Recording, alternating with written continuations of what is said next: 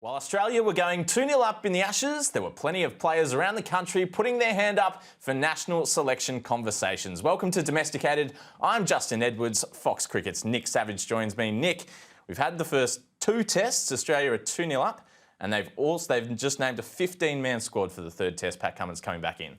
Yeah, not too many surprises in that squad. Basically the same team. Cummins is already with the squad in Brisbane anyway, so I love the consistency. 2-0 up, no need to make any rash changes, although there probably will be a couple changes. Lyon will inevitably come back in. Hopefully Cummins will be injected. Khawaja might be available. That's a whole other story, but it's going pretty swimmingly for Australia so far. It does feel like in that batting lineup, the only way somebody outside of that squad could get in is if they moved Head back to the middle order and decided that they were done with Khawaja. Is that the only way you can see that sort of top seven changing? But yeah, exactly. That's probably the main way, although I don't see them doing that this series. I think Head and Weatherall have done really well at the top. Each time they've gone out, they've gotten Australia off to a really promising start. They haven't blown the world away necessarily, but in Brisbane, they got Australia off to a solid start both times. So I don't see them messing with that too much. If Khawaja does come back, it might be in the middle order somewhere, and even that's not a certainty, but I like where the top order is at the moment. That's obviously been a big problem for Australia the last couple of years. This seems to be working, so maybe don't toy with it too much. And one player who was playing for Australia last summer and has just vaulted back into the conversation is Nathan McSweeney. 226 not out against a strong side, against the England Lions. That's probably a higher quality side than any Shield side in Australia. And they bolted him for 2 days and they couldn't get him out. And it wasn't a super high scoring game either. It was done in about 3 afternoons. So McSweeney, obviously a really exciting player. He's had a taste of Test cricket, probably out of position. He got boomeraged a little bit in the Border Gavaskar Trophy, but I just get the feeling that when Steve Smith steps aside, which could be a couple of years away still, but when that does happen, that feels like McSweeney's spot. I know a lot of people like Cameron Green at 4. I prefer him at 5 or 6. I see that more being his role. So McSweeney, if he keeps up this form, he's obviously been doing fantastically ever since he moved to South Australia.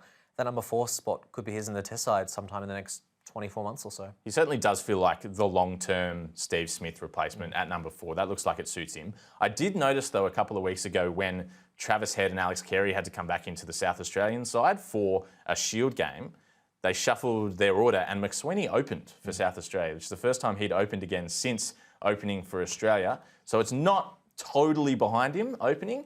He didn't do particularly well for South Australia there. Did get 100 though against WA a few weeks ago. And now this big innings against the England Lions, you feel like he is right back into contention for, and it could even be quite soon with those 2 tests against Bangladesh in Darwin in the winter and the South Africa tour coming up. There'll be a reserve batsman going on these sorts of tours, and he's one injury away from being in the team. Yeah, certainly. I mean, Josh Inglis has been there for a while. Bo Webster's going to be in and around the squad for a while. There's going to be a little bit of jostling. But those 2 names I mentioned, I see them more as 6, 7s really in the side. So if Marnus has another injury, God forbid, or if Smith's retirement comes about, that's exactly when McSweeney will come into the fore. And yeah, within a couple of years, there could be a lot of change with this Australian side. So it's worth keeping an eye on what's happening in Australia A and the Shield stuff. The 2 openers for Australia A, Campbell Kellaway and Matt Renshaw. Going into the game, it felt like Matt Renshaw was just ahead of Campbell Kellaway, perhaps the next opener off the mark. He got out for 8, which can happen as an opener. You get a good ball early. Campbell Kellaway made 71. Who do you think at the moment is more likely to say they get rid of Khawaja and don't want Head to open anymore? Of those 2 do you think is more likely? As big a fan of Kellaway as I am, I still think Renshaw is probably ahead in that race purely because of his prior international experience. He was playing for Australia just a few weeks ago in the ODIs. And just a little bit more consistency from Renshaw. Kellaway seems to be a sort of rocks and diamonds player. He either really struggles to get off the mark or converts to 100. Just him getting to the 30s, 40s, 50s a little bit more often would do him, absolute wonders if he can get through that first spell, because obviously with openers, the job is to get the shine off the ball, set that platform for the middle order to take advantage of. So just a little bit more consistency from him is what I want to see. No doubt he's going to be in that conversation very, very soon with Khawaja potentially hanging up the boots. But in my mind, Renshaw's just still a little bit ahead, even though he didn't nail that chance against the Lions. He did get a big endorsement, Campbell Kellaway. Kerry O'Keefe put him in his 11 for the 3rd test. So I don't know if that carries much weight with the selectors, but in the Fox Cricket building, that carries a whole lot of weight. The other guy who performed really well in that Australia A game was Jai Richardson. I feel like I speak on behalf of the entire cricketing fans in the nation when we say it's so good to see him back bowling a lot of overs again. 4 for 35, and it's just so good to see him back out there. I mean, it was just last summer he injured himself high-fiving a teammate in celebration of. He's been so vulnerable to injury. He's had such terrible luck over the last 8 years, basically. And now, just this afternoon, it was announced that he would be joining the Australian squad in Adelaide. He wouldn't be in the squad, but he'll be around in his comeback from injury. And it seems pretty clear that he's going to be a chance for the Melbourne and Sydney tests. I don't see Pat Cummins playing all 3 of these last games. He's obviously still on the mend from his lower back issues. So with Hazelwood out, with Cummins potentially missing another game, and with maybe Nisa and Doggett maybe not coming into conversation for every game, for every conditions, that's when Jai Richardson could potentially make his comeback after 4 years on the out. And yeah, there are so many Australian fans who will be really, really pumped for him, excited to see him hopefully get another chance in the baggy green. Yeah, so the option for the Australian camp was for either him to go to the Perth Scorchers and play some Big Bash cricket, which he might still do during this summer, or to go with the Australian camp and bowl there. And I think that's probably the smart move because he's had so much time off and his comeback has been through red ball cricket and bowling longer spells and lots of overs, that maybe even though there's going to be some high quality players in the Big Bash and it's match overs, you're only getting those maximum 4 over spells, more like 2 over spells. It's actually such a different skill. And it does point to the fact that he might play a role in this Ashes because they want him to be bowling red ball cricket, lots of overs, getting those workloads up. He's definitely in the frame for Melbourne and Sydney. Certainly. In the Cricket Australia A game that happened up in Brisbane at the same time as the Gabba Test match, he took 4 for 30 odd. So he's performing. He's doing the work. He's putting the spells together. He's so close. And it really just comes down to how he manages the next couple of weeks and obviously how the Australian side shapes up. Hazelwood's out for the series. That's obviously a big blow for the Australians, but Jai Richardson's pretty close as a like for like in terms of the skill set they provide. So fingers crossed for him. If it's not this series, we've spoken before about how massive the 26-27 summer is. There will be opportunities there. And yeah, it's just, we all want to see him play again. We just all dread the idea of him suffering another injury because it's just been surgery after setback for him. And he's too talented a player for us to miss out on. Yeah, we'd love to see him back at some stage. It was right when you're seeing him and he's fit and he's bowling, but he's bowling the ball back in from the boundary because he can't throw. That was tough to watch. The other big name who did really well in the Shield now, outside of Australia A, and it's noteworthy that he was playing Shield and not playing for Australia A, was Sam Konstas, scoring 116. This was his first Shield 100 since he got those 2 in the same game at the start of last summer. But it is, he was playing Shield. Kellaway and Renshaw had clearly jumped him in the queue. Back playing Shield, but back scoring runs. So important for him. He had spoken about after that innings that it has been a really tough couple of weeks for him leading into that. He hadn't been getting the runs in the Shield. There's been so much media attention on him. I think it was George Bailey who said, if he farts, he's a headline. Yes. And it has that feeling, doesn't it? Everything he does is newsworthy. And so for him, it was also ironic that he gets that 100 almost in the shadow of an Ashes test match. And the one time he finally does get runs, it's kind of slips to the back page a little bit, or not the back page, a few in front of that. Regardless, it's really exciting to see him getting the runs again. It's important for his confidence, and it's going to be the 4th first-class 100 of many, many, many to come. And it may not be this summer or next summer, but he has a big test career ahead of him. We know that he's way too talented, and it's just a matter of him now stringing these together and getting that consistency back. And it was a more circumspect knock. There weren't the ramps and the scoops. There was none of that. 116 from 185 balls. What I really liked this week is reading that he's exploring a county cricket stint in the winter. I think that would be perfect for him. He's going to get all sorts of new conditions. The keeper up to the stumps and some 42-year-old medium pacer on a green August deck. That would be so good for him. He doesn't have kids at home to be worried about. He's 20. He can go and have a summer in the UK. Feels like every 20-year-old Australian has a summer in the UK. I think that will be fantastic for him if he can make that happen. The one thing the national selectors have done really, really well over the last few years is exposing these young players to different conditions.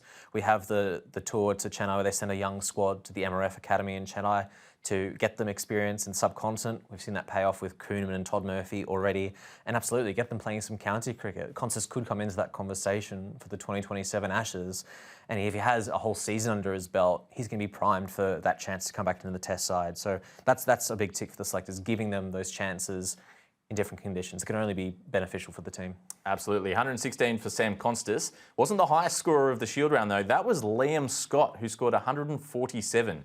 I've been wanting to talk about Liam Scott for a little bit. He is turning heads in South Australia. This summer in the Shield cricket, he's got 360 runs at 45 and 12 wickets at 28. Now, either of those are impressive as a batsman or a bowler. He is an all-rounder, and he turns 25 next week. He looks to be absolutely a player to be keeping an eye on.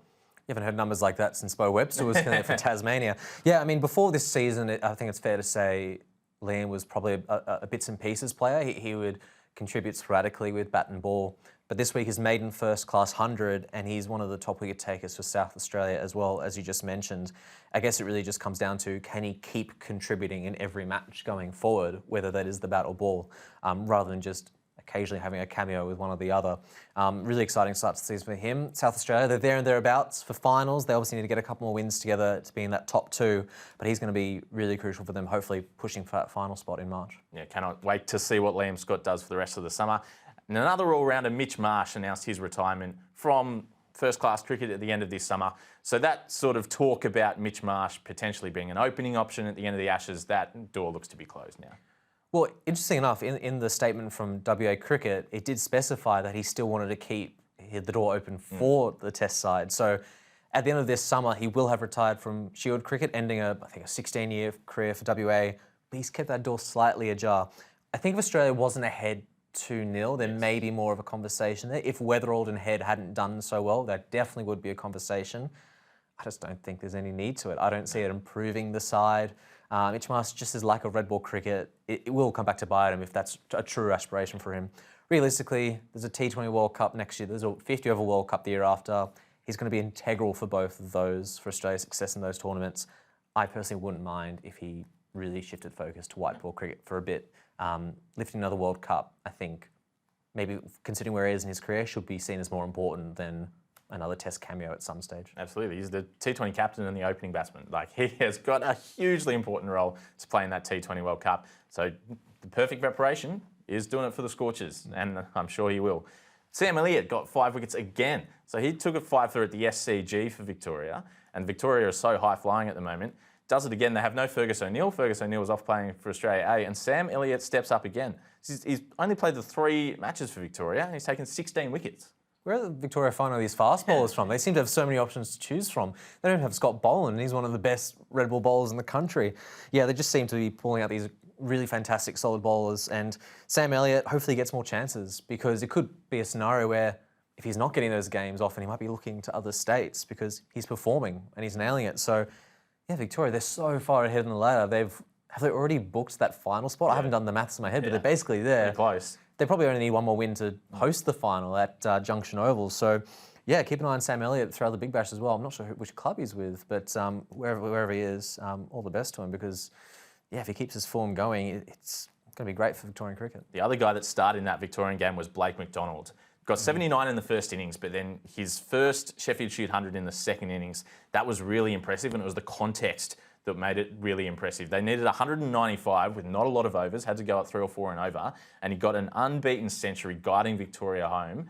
That was a sensational way to make your first Sheffield Shield century for a guy that's been had a little bit of bad luck in the last few years. Yeah, he was on the fringe of that New South Wales Blues side for a while. I assume he was becoming quite frustrated that the Blues team was struggling so much, but he wasn't getting the opportunities to play in the side. Victoria approached him last year with an opportunity. He took it, and for the first time, it's really paid off for him. He's been a match winner for this side. He's finally started to cement himself in that Victorian 11 with Campbell Kellaway unavailable. He took that spot opening and nailed it. Is there a spot for him in the first choice team if everyone's there? Maybe at number 3. It depends a lot on the balance of the side, but yeah, hopefully for his sake, he gets some more chances to. It can only be healthy for a state side if there is competition. I mean, it's a good headache to have when there are multiple players performing. But yeah, with everyone available, Dixon, Kellaway, Marcus Harris, Peter Hanscom, there's a lot of good names there. I don't quite know where he fits, but maybe they'll find a way. Such depth in the Victorian ranks at the moment. Now we're going on a little break for the Big Bash. We'll be back for the Sheffield Shields when the Sheffield Shield recommences late January. Give us one thing that you're looking forward to in the Big Bash that's starting on Sunday. Well, a Babar Azam touchdown just yesterday in Sydney, obviously one of the biggest acquisitions in Big Bash history. There's a match in January, the Sydney Derby. I think it's the 16th of January at the SCG. It's got to be close to a sellout because we're going to have potentially Mitchell Starc, Steve Smith, David Warner, Babar Azam, Sam Konstas. there are a lot of really exciting big names in that game. So, yeah, that Sydney derby, that'll be absolutely huge. Sadly, no Ashwin, as we've discussed before, but still, regardless, that's going to be huge, a big Sydney match, that one. Yeah. Baba, one of 3 big Pakistan names that are here, Shaheen Afridi and Mohammad Rizwan here as well, which is very exciting. One thing I'm looking forward to in the Big Bash, this Big Bash comes immediately before a T20 World Cup, which is not that often, and I think there is a spot up for grabs in Australia's order. I think of their top 7, I've got 6 that are locked in: Marsh, Head, Inglis, Maxwell, David and Stoinis.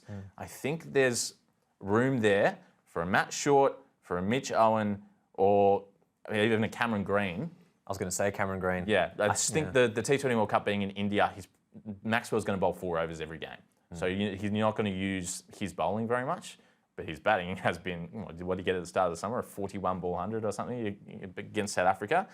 But then what Matt Short and Mitch Owen can do, and have been doing it for Australia, I just think those are 3 names who are probably vying for one spot. All of them can really, bash the door down in the Big Bash. This is the chance for them to really cement their spot in that squad. For me, Cameron Green just has to be in the team. I think he brings just a little bit of everything in all 3 facets of the game. He's a matchman with the bat. He can come in and do some handy things with the ball, and he's a gun fielder at point and gully. So in my mind, he's in that first choice side. But how often we've seen injuries strike this Australian squad right before a World Cup, and who knows who's going to be available. Still a long way to go. There's still 3 Test matches and half a Big Bash to go. So yeah, absolutely. Those names you mentioned, Matt Short, put together a good Big Bash. There will be an opening there because we know how good they are. They just haven't quite nailed it on the international side so far, and they've got one final chance to audition for that spot. Yeah, and all the talk is that Cameron Green's about to go for a very big price in the IPL auction as well. Went for a very big price a few years ago as well. The Big Bash gets underway this Sunday, the only place to watch every game live, Fox Cricket and KO Sports.